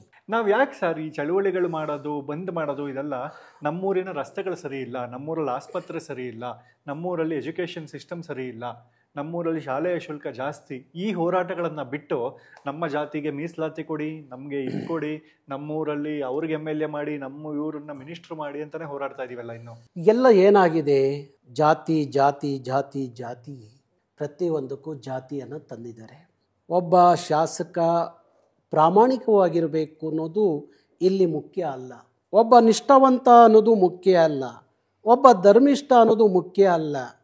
ಇಲ್ಲಿ ಎಲ್ಲದಕ್ಕೂ ಏನಾಗಿದೆ ಅಂದರೆ ಎಲ್ಲದಕ್ಕೂ ಜಾತಿ. ನನ್ನ ಜಾತಿಗೆ ಇಷ್ಟು ಸೀಟು, ನಿನ್ನ ಜಾತಿಗೆ ಇಷ್ಟು ಸೀಟು, ನಿನ್ನ ಜಾತಿಗೆ ಇಷ್ಟು ಸೀಟು, ಜಾತಿಯ ಆಧಾರದ ಮೇಲೆ ನೋಡಿದ್ರೆ ಎಲ್ಲ ಭಾಷಣ ಮಾಡುವಾಗ ಹೇಳ್ತಾರೆ ಜಾತಿತವಾದಂಥ ರಾಷ್ಟ್ರ ನಮ್ಮದು, ನಮಗೆ ಜಾತಿ ಇಲ್ಲ, ಧರ್ಮ ಇಲ್ಲ ಅಂತ ಹೇಳೋರೆ ಜಾಸ್ತಿ. ಆದರೆ ಎಲ್ಲದಕ್ಕೂ ಜಾತಿ ಆಧಾರದ ಮೇಲೆ ಇವತ್ತು ಒಂದು ಹುದ್ದೆ ಕೊಡಬೇಕಾದ್ರೂ, ಸರ್ಕಾರಿ ಹುದ್ದೆ ಕೊಡಬೇಕಾದ್ರೂ ಜಾತಿಯ ಆಧಾರದ ಮೇಲೆ, ಒಂದು ಟಿಕೆಟ್ ಕೊಡಬೇಕಾದ್ರೂ ಜಾತಿಯ ಆಧಾರದ ಮೇಲೆ. ಹಾಗಾಗಿ ಏನಾಗಿದೆ ಅಂದರೆ ಒಬ್ಬ ಮುಖ್ಯಮಂತ್ರಿ ಬಂದಾಗ ಇಡೀ ಅವರು ಪ್ರಮಾಣವಚನ ಸ್ವೀಕಾರ ಮಾಡುವಾಗ ಒಂದು ಮಾತು ಹೇಳ್ತಾರೆ, ಎಲ್ಲರನ್ನ ಸರಿಸಮಾನವಾಗಿ ನೋಡ್ತೀನಿ, ಜಾತಿ ಧರ್ಮ ಯಾವುದೇ ಆ ಥರ ರಾಗ ಇಲ್ಲದೆ ಎಲ್ಲರನ್ನ ಒಟ್ಟಿಗೆ ತಗೊಂಡು ಹೋಗ್ತೀನಿ ಅಂತ ಪ್ರಮಾಣವಚನ ಸ್ವೀಕರಿಸ್ತಾನೆ. ಆದರೆ ಅವನು ಮುಖ್ಯಮಂತ್ರಿ ಆಗಿ ಬಂದಾಗ ಯಾರೋ ಒಬ್ಬ ಒಳ್ಳೆಯ ಅಧಿಕಾರಿ ಬಂದರೆ ಅವನೇನೋ ಒಂದು ಟ್ರಾನ್ಸ್ಫರ್ ಕೇಳಿದಾಗ ಹೇಳ್ತಾನೆ, ಆ ಮುಖ್ಯಮಂತ್ರಿ ಆಗಲಿ ಆ ಮಂತ್ರಿ ಆಗಲಿ ಕೇಳೋದೇನೆಂದರೆ ನಿನ್ನ ಜಾತಿ ಯಾವುದು ಅಂತ ಕೇಳ್ತಾನೆ, ನಿನ್ನ ಧರ್ಮ ಯಾವುದು ಅಂತ ಕೇಳ್ತಾನೆ. ಹಾಗಾಗಿ ಇಂಥ ವಲಸು ರಾಜಕಾರಣವನ್ನು ಮಾಡುವಾಗ ಇಂಥ ವಲಸು ರಾಜಕಾರಣಕ್ಕೆ ನಮ್ಮಂತರ ಹೋಗಬೇಕಾ ಅಂತ ಹೇಳಿ ಯೋಚನೆ ಮಾಡುವಂಥ ಪರಿಸ್ಥಿತಿಯಲ್ಲಿ ನಾನಿದ್ದೀನಿ. ಸರ್, ಇತ್ತೀಚೆಗೆ ಡಿಸೆಂಬರ್ 27ನೇ ತಾರೀಕು ಬೆಳಗಾವಿಯಲ್ಲಿ ಒಂದು ಗಲಾಟೆ ಆಗುತ್ತೆ ಸರ್, ಕಂಡಕ್ಟರ್ ವಿಚಾರವಾಗಿ. ಅದಕ್ಕೆ ಒಂದು ದೊಡ್ಡ ಚಳವಳಿ ಮಾಡಿದ್ರಿ ನೀವು. ಅದಾದಮೇಲೆ ಅದರ ರಿಸಲ್ಟ್ ಏನಾಯಿತು, ಏನೇನಾಯಿತು ಸರ್ ಆ ಚಳವಳಿ ಆದಮೇಲೆ? ಸರ್, ನಿಮ್ಮ ಲೆಕ್ಕದ ಪ್ರಕಾರ ನಮ್ಮ ಬೆಂಗಳೂರಲ್ಲಿ ಅಥವಾ ನಮ್ಮ ಕರ್ನಾಟಕದಲ್ಲಿ ಎಷ್ಟು % ಕನ್ನಡಿಗರಿದ್ದಾರೆ ಸರ್? ಈಗ ಅಂಕಿಅಂಶ ಹೇಳೋ ಪ್ರಕಾರ, ಈಗ ಈ ಹೋರಾಟದ ವಿಚಾರನೇ ಮಾತಾಡ್ತಾ ಸರ್, ಸಾವಿರಾರು ಸಂಘಟನೆಗಳಿದೆ ಸರ್ ಕರ್ನಾಟಕದಲ್ಲಿ. ಅದರಲ್ಲಿ ನೀವು ಪ್ರಮುಖರಾಗಿ ನಿಂತ್ಕೋತೀರಿ, ಅದೆಲ್ಲ ಹೌದು. ಆದರೆ ಎಲ್ಲರ ಉದ್ದೇಶವು ಕರ್ನಾಟಕವನ್ನು ರಕ್ಷಣೆ ಮಾಡೋದು, ಕನ್ನಡವನ್ನು ರಕ್ಷಣೆ ಮಾಡದೇ ಆದಾಗ ಅಷ್ಟೊಂದು ಸಂಘಟನೆಗಳ ಅವಶ್ಯಕತೆ ಇದೆಯಾ? ಪೊಲೀಸರಿಂದ ಯಾವತ್ತಾದ್ರೂ ತಪ್ಪಿಸ್ಕೊಂಡು ಓಡೋಗಿದ್ದಾರಾ ನಾರಾಯಣ್ ಗೌಡರು? ನಿಮ್ಮ ಬರವಣಿಗೆ ಹ್ಯಾಂಡ್ ರೈಟಿಂಗ್ ಹೇಗಿದೆ ಅಂತ ನೋಡಬೇಕು ಅಂತ ಆಸೆ ಸರ್.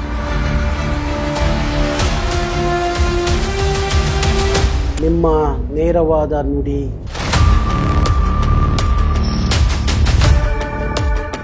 ನೋಡೋ ನಿನಗೆ ಬೈಯೋ ಚಟ ಇದ್ದರೆ ಇಲ್ಲೇ ಬೈದ್ಬಿಡು, ಇನ್ನೇನು ಕೇಳಲ್ಲ ಭಗವಂತ.